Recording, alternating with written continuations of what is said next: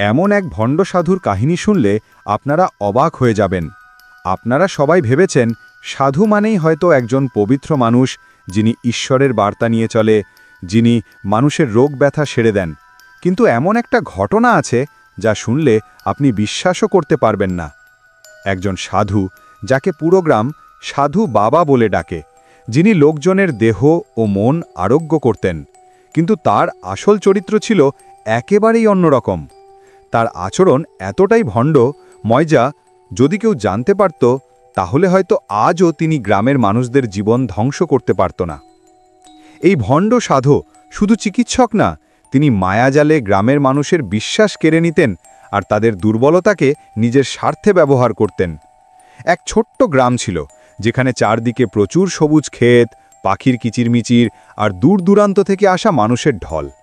গ্রামের এক প্রান্তে, যেখানে একটা পুরনো বটগাছের ছায়ায় ঢেকেছিল এক ছোট কুটির, সেখানে বাস করতেন চন্দ্রনাথ নামে এক সাধু।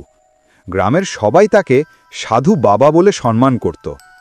তার কুটিরের পাশে ছোট্ট একটা মাজার ছিল, যার প্রতি গ্রামবাসীরা গভীর ভক্তি ও শ্রদ্ধা দেখাত।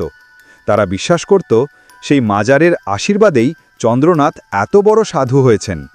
গ্রামের মানুষ যখন বিভিন্ন শারীরিক বা মানসিক ব্যথায় কষ্ট পেত, তখন তারা সাহস করে চন্দ্রনাথের কাছে যেত।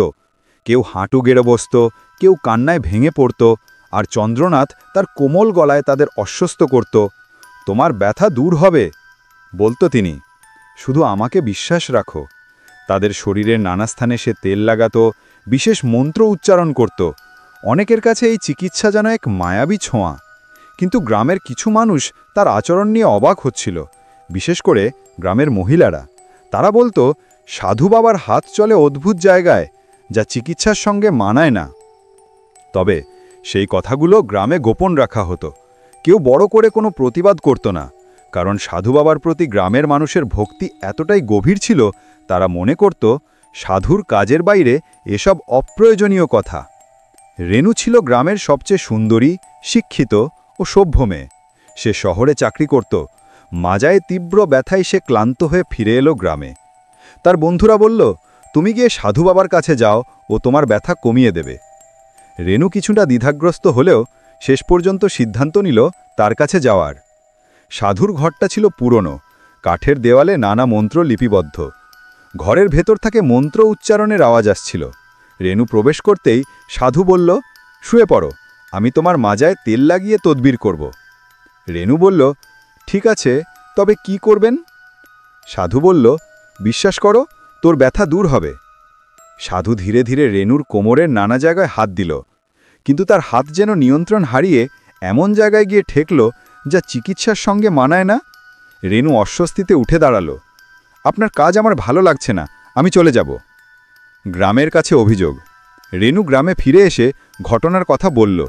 শুরুতে কেউ বিশ্বাস করল না, কিন্তু আরও অনেক নারী আসতে শুরু করল, যারা একই অভিজ্ঞতার কথা শেয়ার করল। গ্রামের লোকেরা একত্রিত হয়ে সাধুর কাছে গেল, বলল, তুমি আমাদের ভরসা ভঙ্গ করেছ, নারীদের সম্মান লঙ্ঘন করেছ, এবার আর তোমাকে আমরা গ্রামের কাছে রাখতে পারবো না। অন্ধবিশ্বাস নয়, সচেতনতা জরুরি। নিজের মর্যাদা রক্ষা করুন, সন্দেহ হলে প্রতিবাদ করুন, সমাজ সচেতন থাকুন।